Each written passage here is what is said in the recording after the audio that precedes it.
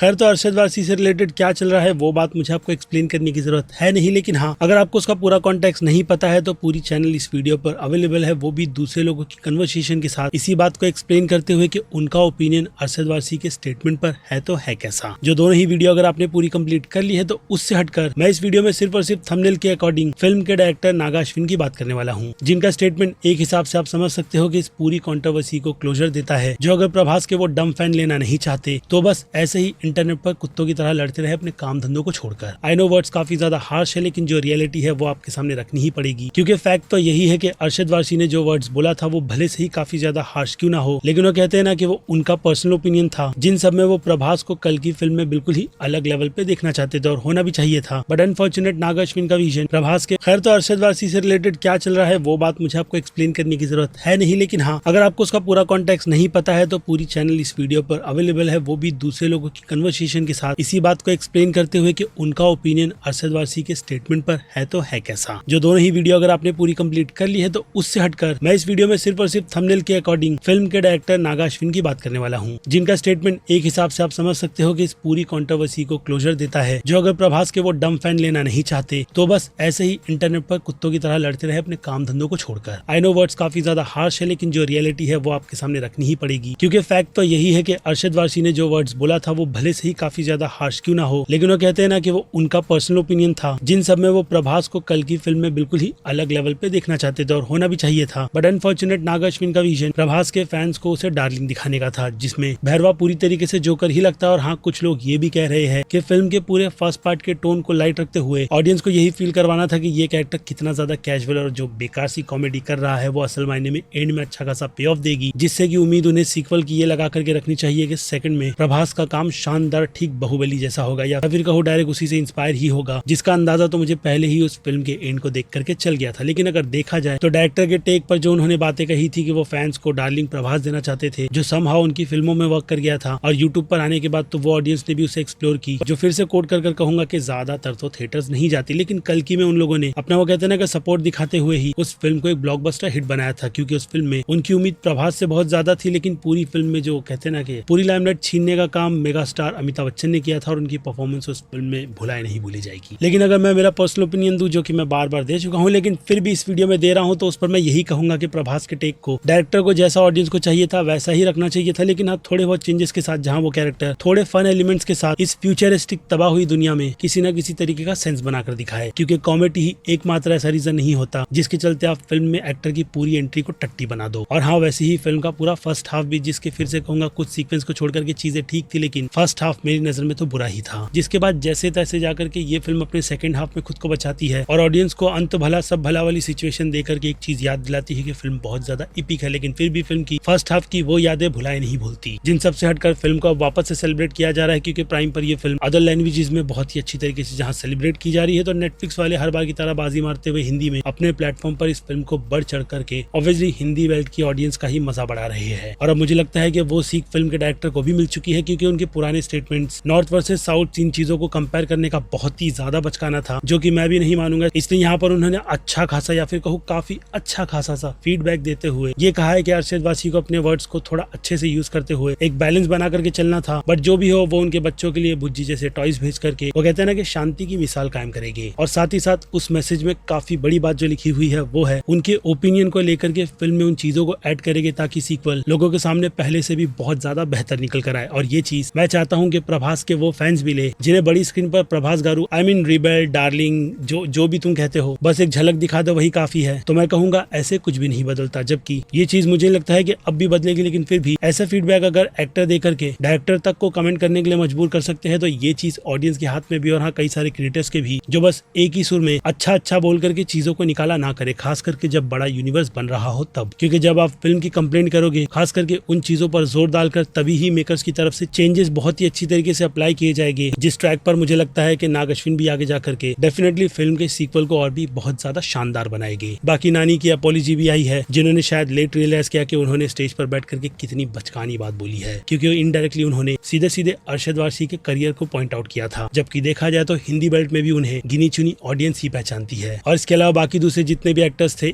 Ignore वाली category मेरे हिसाब से उनके लिए बिल्कुल बेस्ट रहेगी, क्योंकि ना तो मैं उन्हें उस लेवल का पहचानता हूँ, ना ही मेरा इंटरेस्ट है उन जैसे एक्टर्स को को उतना ज्यादा भाव देना। जिन सब पर अब आपका क्या ओपिनियन बनता है वो आप मुझे कमेंट में लिख के बताइएगा। और अगर आपको इस पर डिस्कशन करनी है तो मूवी स्टॉक के डिस्कॉर्ड के लिंक नीचे है, सीधे आओ मुझे टैग करो, ताकि वो कहते हैं ना कि हम बैठ करके एक अच्छा खासा समा बनाए और सिर्फ यही टॉपिक नहीं बल्कि उन टॉपिक्स की भी बात की जाए जिन पर आप अच्छे से डिस्कशन करना चाहते हो। और हाँ, वो वीडियो अगर डिस्कशन बहुत ज्यादा अच्छी है तो मैं अपने चैनल पर अपलोड भी करूंगा, जिसमें भले से ही अगर आप मुझे ट्रोल क्यों ना करो तो भी उस वीडियो को ऑनेस्टी के साथ में अपलोड करूंगा। इस बात की गारंटी इस वीडियो में देकर के अब खत्म करूंगा इस वीडियो को, यानी कि